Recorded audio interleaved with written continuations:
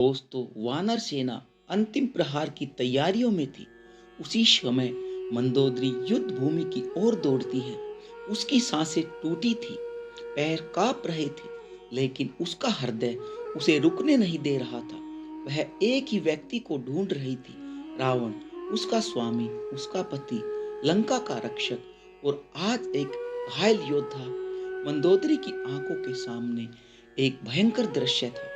धूल में लथपथ रक्त से भीगे हुए रावण गिरा पड़ा था, लेकिन उसका अभिमान अभी भी आसमान को चीर रहा था। उसके चेहरे पर दर्द था, लेकिन आंखों में वही पुरानी ज्वाला। मंदोदरी उसके पास बैठती है, उसके हाथों को थाम लेती है। उसकी आंखों से आंसू बह रहे थे। रावण मुस्कुराता है और धीमे स्वर में कहता है, मंदोदरी, राक्षसों की रानी आंसू नहीं बहाती। राक्षसों की रानी कभी कमजोर नहीं पड़ती। मंदोदरी कांपती हुई आवाज में कहती है, आज राक्षसों की रानी नहीं बोल रही। आज केवल एक पत्नी बोल रही है, एक स्त्री बोल रही है, जिसका हृदय टूट रहा है। स्वामी, आपने यह क्या किया? लंका जल रही है, हमारा वंश खत्म हो गया। आपने यह युद्ध क्यों चुना? क्यों ऐसी राह ली जिसने सब कुछ नष्ट कर दिया? रावण कुछ क्षण मौन रहता है, उसकी सांसें भारी होने लगती है। फिर वह कहता है, मंदोदरी, समय आ गया है कि तुम्हें वह सत्य बता दूं जो मैंने जीवन भर छिपा कर रखा। तुम जानती हो, तुम सिर्फ मेरी पत्नी नहीं, तुम मेरी सबसे बड़ी मित्र हो, मेरी शक्ति हो। और आज मैं अपने जीवन का पहला रहस्य तुम्हें बताने जा रहा हूँ। मंदोदरी उसके चेहरे को देखती है। रावण की आंखों में पहली बार थकान दिखाई देती है। रावण कहता है, मंदोदरी, पहला रहस्य, मैंने सीता का हरण क्यों किया? मंदोदरी का हृदय एक पल रुक जाता है। वह सांसें रोक कर सुनने लगती है। रावण कहता है, हर कोई सोचता है कि मैंने सीता का हरण वासना के लोभ में किया। हर कोई सोचता है कि मैं उसकी सुंदरता का लोभी था, लेकिन सच्चाई इससे अलग है। इतनी अलग कि उसे सुनकर दुनिया का हर इंसान चौंक उठेगा। मंदोदरी धड़कते हुए दिल से पूछती है, तो फिर आपने सीता का हरण क्यों किया? रावण की आंखें आकाश की ओर उठती है, उसके शब्द धीमे हो जाते हैं।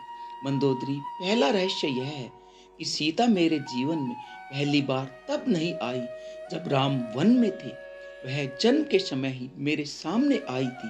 मंदोदरी स्तब्ध हो जाती है। क्या जन्म के समय? रावण सिर हिलाता है।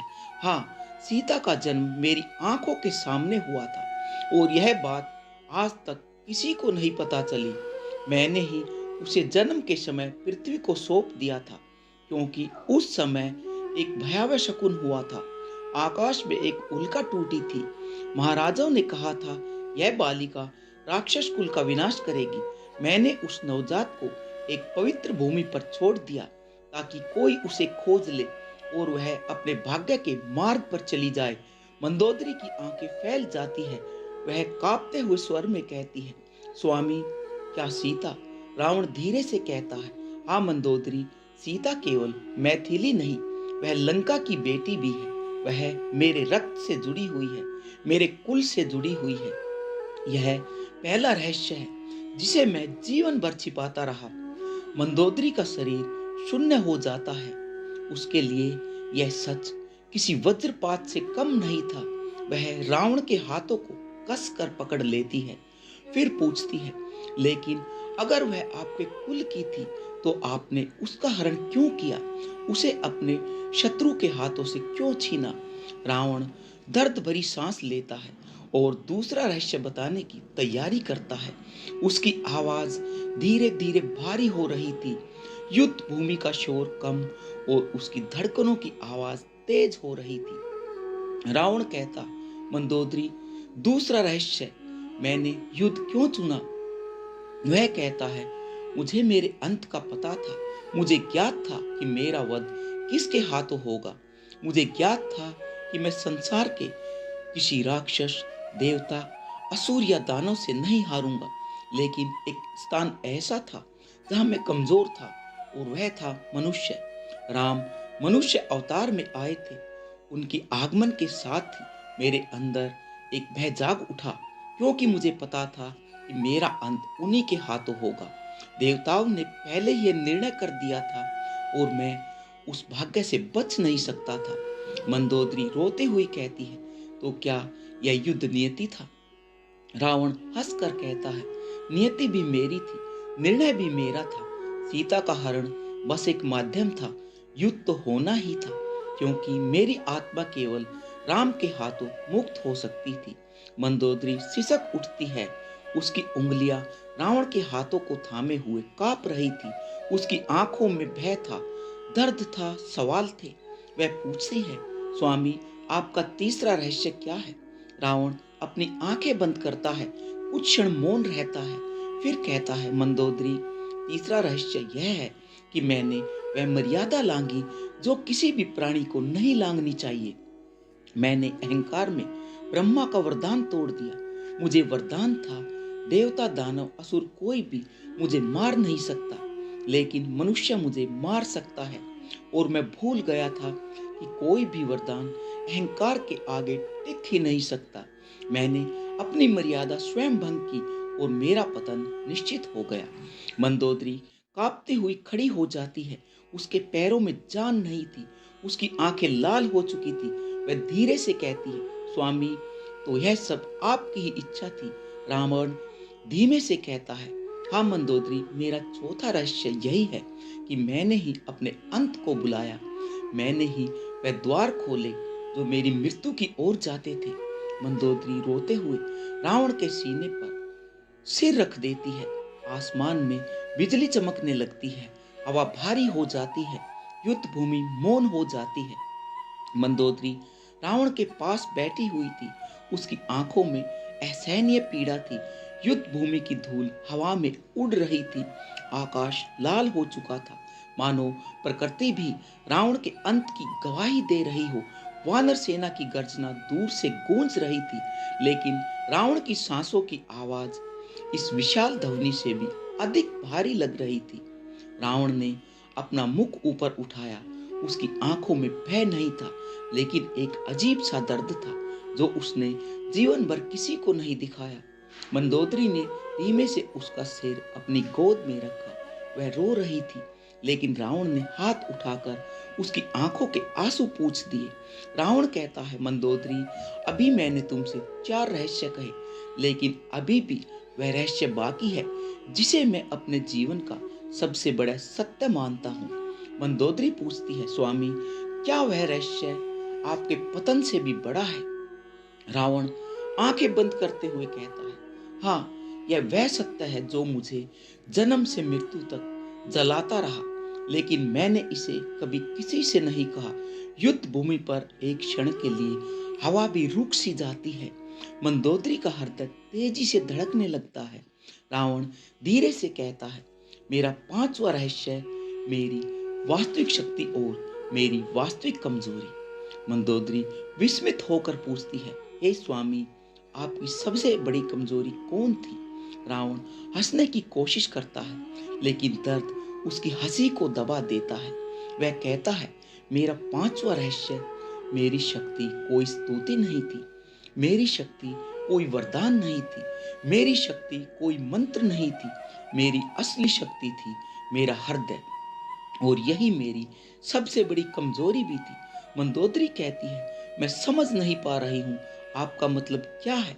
रावण गहरी सांस लेकर कहता है, मंदोदरी, लोग सोचते हैं कि मैं महापापी था, कठोर था, निर्दयी था, लेकिन मेरे हृदय में एक ऐसी आग थी जिसे मैंने हमेशा दबाया। एक ऐसी पीड़ा थी जिसे मैंने कभी किसी से नहीं कहा।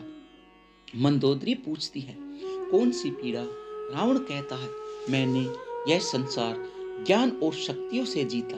मैंने तीनों लोकों में समृद्धि की। मैंने देवताओं से वरदान छीन लिए। मैंने ब्रह्मांड का ज्ञान प्राप्त किया, लेकिन मैं अपने अंदर की उस खाली जगह को कभी भर नहीं पाया जो मुझे हर पल काटती रही। मंदोदरी कांपते हुए स्वर में कहती है, वह खालीपन क्या था? रावण की आंखें खुलती है। उसके अंदर एक आग फूट उठती है। वह कहता है, मेरा 5वां रहस्य, मैंने जीवन भर प्रेम की तलाश की, सच्चे प्रेम की, वह प्रेम जो मेरे अंदर की आग को शांत कर सके, जो मेरी आत्मा को दिशा दे सके। लेकिन मुझे वह प्रेम मिला और उसी प्रेम ने मुझे तोड़ भी दिया। मंदोदरी की सांसें रुक जाती है। वह घबरा कर पूछती है, स्वामी, क्या आपकी कमजोरी कोई स्त्री थी? रावण गहरी सांस लेता है और पहले से भी भारी आवाज में कहता है, हाँ मंदोदरी, एक स्त्री थी जिसने मुझे अंदर से जला दिया था। मंदोदरी की आंखें भर आती है। वह डरते हुए पूछती है, कौन थी वह स्त्री? रावण धीमे स्वर में कहता है, वह स्त्री जिसे दुनिया सीता कहती है। मैंने उसे बेटी की तरह समझा। वह मेरे कुल की थी, लेकिन उनके अंदर की एक पवित्र रोशनी थी, एक दिव्य आभा थी जिसने मुझे अंदर से बदल दिया। एक आग जलाई, लेकिन वह आग मुझे नष्ट करती गई। मंदोदरी कहती है, आपने सीता को बेटी जैसा माना, तो फिर यह प्रेम कैसा? रावण की आंखों में पछतावे की चमक आ जाती है। वह कहता है, मंदोदरी, मैंने कभी वासना नहीं की। मैंने कभी सीता को स्त्री के रूप में नहीं देखा, लेकिन उनके अंदर की दिव्यता ने मुझे बांध दिया। मेरी आत्मा उनसे प्रभावित हो गई। उनके अंदर की शक्ति, उनकी सहन शक्ति, उनकी मर्यादा ने मेरे अंदर छिपे उस मनुष्य को जगा दिया जिसे मैंने वर्षों पहले दफना दिया था। मंदोदरी चुप हो जाती है। उसका हृदय भारी होने लगता है। वह पूछती है, तो क्या आपने सीता का हरण इसी प्रेम के कारण किया? रावण कहता है, नहीं, कभी नहीं। मैंने उन्हें कभी पाने की इच्छा ही नहीं की। मैंने उन्हें कभी मन में भी गलत रूप से नहीं देखा। उनकी सुंदरता दिव्य थी, पर मेरा मन पाप की ओर नहीं गया। मैं तुम्हारी कसम खाकर कहता हूँ। मंदोदरी का गला भर आता है। उनकी आंखों में मिश्रित भावनाएं जाग उठी, दर्द, गुस्सा और करुणा। वह कहती है, तो फिर आपने यह विनाशकारी युद्ध क्यों चुना? क्यों आपने अपनी प्रजा को तबाह कर दिया? क्यों यह विनाश बुलाया? रावण धीरे से कहता है, मंदोदरी, जब मैंने सीता को देखा तो मुझे पहली बार लगा कि मेरे अंदर भी कोई सच्चाई है जो किसी दिव्यता को पहचानती है। लेकिन इसी पहचान ने मेरे अंदर की अधर्म की आग को उजागर कर दिया। मेरे अंदर दो शक्तियां संघर्ष कर रही थी। एक थी मेरी दिव्यता और दूसरी मेरा अहंकार, और अहंकार ने मुझे हरा दिया। मंदोदरी रोते हुए कहती है, हे स्वामी, आपने मुझे क्यों नहीं बताया? क्यों यह रहस्य छिपाया? रावण उसकी आंखों में देखकर कहता है, क्योंकि मैं चाहता था तुम मुझे केवल एक योद्धा के रूप में देखो, केवल एक राजा के रूप में देखो, ना कि एक कमजोर पुरुष के रूप में। मंदोदरी कहती है, स्वामी, आप कमजोर नहीं थे, आप केवल मनुष्य थे। लेकिन रावण कहता है, यही तो सत्य है मंदोदरी, मैं राक्षस नहीं था, मैं देवता भी नहीं था, मैं केवल एक मनुष्य था जो अपनी शक्तियों से भरमाया हुआ था, जिसने अपनी आत्मा की आवाज नहीं सुनी। उसकी आंखों में आंसू आ जाते हैं जो उसने जीवन भर कभी नहीं बहाए थे। मंदोदरी घुटी हुई आवाज में पूछती है, स्वामी, अब जब आपने यह सब कह दिया तो बताइए, क्या आपको अपने कर्मों पर पछतावा है? रावण की आंखें भारी हो जाती है। वह आकाश की ओर देखता है, फिर धीरे से कहता है, मंदोदरी, मेरी सबसे बड़ी हार युद्ध भूमि में नहीं हुई। मेरी हार उस दिन हुई थी जब मैंने सीता को लंका में लेकर आया था। उस दिन मेरा अंत तय हो चुका था। अचानक आकाश में गर्जना होती है, वज्र सा एक प्रकाश फैलता है, युद्ध भूमि और अधिक प्रकाश से चमक उठती है। लक्ष्मण और वानर सेना निकट आ रही थी। मंदोदरी घबराकर रावण का हाथ पकड़ लेती है, लेकिन रावण शांत था। वह कहता है, मंदोदरी, अभी मेरे रहस्य समाप्त नहीं हुए। जो आगे मैं तुम्हें बताने जा रहा हूँ वह मेरे पूरे जीवन का सबसे गहरा सच है, जिसे केवल राम जानते थे, और अब तुम जानोगे। यह कहते ही उसकी सांस और भारी हो जाती है। हवा में एक डरावना सन्नाटा भर जाता है। लंका की धरती पर अंधेरा गहरा रहा था। युद्ध की आग बुझ चुकी थी, लेकिन हवा अभी भी रक्त और राख की गंध से भारी थी। मंदोदरी रावण के पास घुटनों के बल बैठ जाती है। उसकी आंखों में डर था, दर्द था और एक ऐसा भय था जिसे उसने पहले कभी महसूस नहीं किया था। रावण का शरीर टूटा हुआ था, लेकिन उसकी आंखों में जो आग जल रही थी वह किसी भी योद्धा की अंतिम सांस से कई गुना अधिक प्रचंड थी। मंदोदरी ने धीमे से कहा, स्वामी, आपने कहा था कि आपके रहस्य अभी समाप्त नहीं हुए। कृपया बताइए, मैं जानना चाहती हूँ आपके मन की वह गहराई जिसे आपने संसार से छिपा कर रखा, पर अब वह क्या है? रावण ने आकाश की ओर देखा, मानो वह उस परम शक्ति को देखने की कोशिश कर रहा था जिससे वह जीवन भर टकराता रहा। फिर उसने अपनी आंखें बंद की और कहा, मंदोदरी, अब मैं तुम्हें छठा रहस्य बताता हूँ, वह रहस्य जो मेरे पतन का मूल कारण है, वह रहस्य जो मेरे जन्म से जुड़ा हुआ है और मेरे अंत से भी। मंदोदरी का हृदय जोर जोर से धड़कने लगा। उसने खुद को संभालते हुए पूछा, स्वामी, क्या यह रहस्य आपके जन्म का सत्य है? रावण धीरे से सिर हिलाता है और कहता है, हाँ, मेरा छठा रहस्य मेरे जन्म से ही शुरू हो जाता है और यह रहस्य मुझे हमेशा डराता रहा, क्योंकि मैंने कभी इसे किसी से नहीं कहा, यहाँ तक कि तुमसे भी नहीं। मंदोदरी की आंखें फैल जाती है। वह भयभीत स्वर में पूछती है, आपके जन्म में ऐसा क्या था जो इतना घातक था? रावण की आवाज भारी हो जाती है और वह कहता है, मेरा जन्म साधारण नहीं था। मैं अराश्य विश्रवा से जन्मा। मेरी माता केकसी असुर कुल की थी, लेकिन लोग यह नहीं जानते थे कि मेरे जन्म के समय 3 आकाशीय संकेत प्रकट हुए थे, जो किसी भी योद्धा के लिए शुभ संकेत नहीं माने जाते। मंदोदरी चौंकते हुए पूछती है, कौन सा संकेत?